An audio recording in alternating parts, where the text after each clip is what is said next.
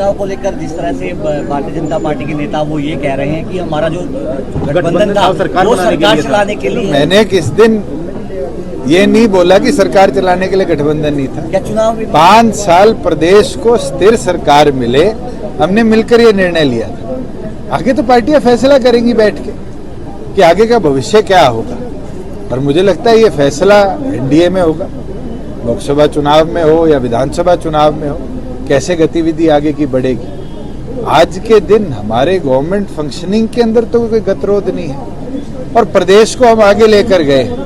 अगर 44% जीएसटी की ग्रोथ नवंबर के महीने में आई है, ये मुझे लगता है सरकार की पॉजिटिव सोच की वजह से है कि हमारे टैक्स पेयर्स ने भी पूरी ईमानदारी के साथ प्रदेश की तरक्की में हिस्सेदारी दी।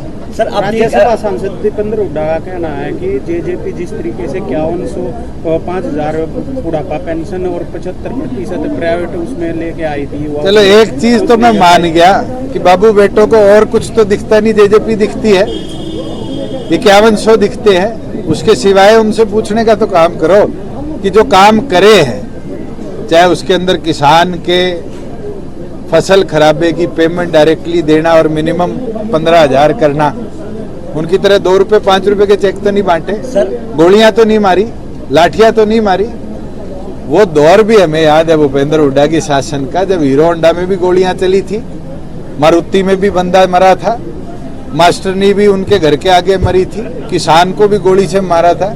मुझे लगता है 4.25 साल के शासन में तो ऐसी कोई घटना नहीं हुई।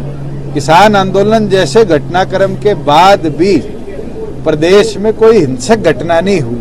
और मैं एक चीज गारंटी दे सकता हूं, जिन कंपनियों को इन बाबू बेटों की सरकार ने बजाया था, उन कंपनियों को तो हम वापिस ले आए। इनको तो थैंक यू करना चाहिए कि खरखोदा बसा दिया, नहीं तो इस सोनीपत को उजाड़नी है वो लोग थे, अपना बोलते थे और इस सोनीपत को खोखला करते थे। सर, आज हमने तो 15,000 करोड़ की इन्वेस्टमेंट के साथ मारुति को प्रेरित किया।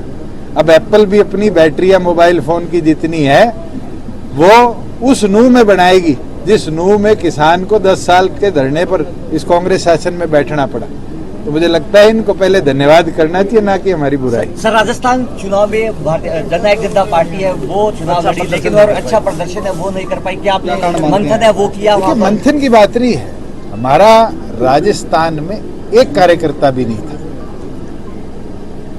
20 साल बाद चौधरी अजय सिंह चौटाला जी ने हमारी ड्यूटियां लगाई, वहां पर जाना, 13 जिलों में कार्यकर्ता बनाना, 19 सीटों पर चुनाव लड़ना, 60,000 वोट लेने। आप भी पैदा हुए होगे, बच्चे थे, धीरे धीरे एडल्ट हुए, फिर बूढ़े हो गए। अरे अभी तो बीज बोया है, अभी तो पौधे का फुटारा आया है 60,000 वोट के साथ। पंचायती राज चुनाव है, लोकसभा चुनाव है, फिर विधानसभा चुनाव है। जेजेपी रुकने वाली नहीं है। हम तो अपने संगठन को बढ़ाएंगे, और मैं ये गारंटी देता हूं कि दिसंबर के अंदर 13 के 13 जिला अध्यक्ष हम नियुक्त कर देंगे, स्टेट बॉडी पूरी बना देंगे, सेलों का गठन राजस्थान में कर देंगे, और हरियाणा की तरह मजबूत संगठन राजस्थान में बनाने का। जहरीली शराब को लेकर भूपेंद्र सिंह हुड्डा ने काम रोक को प्रस्ताव दिया है, क्या मानते हैं? देखिए, मेरा काम नहीं है, पुलिस इसकी इन्वेस्टिगेशन कर रही है। अभी विसरा की रिपोर्ट आनी है कि क्या वो जहरीली शराब थी या पानीपत से जब केमिकल आया सोनीपत में और लोग मरे थे, उस तरह का कोई केमिकल का सेवन।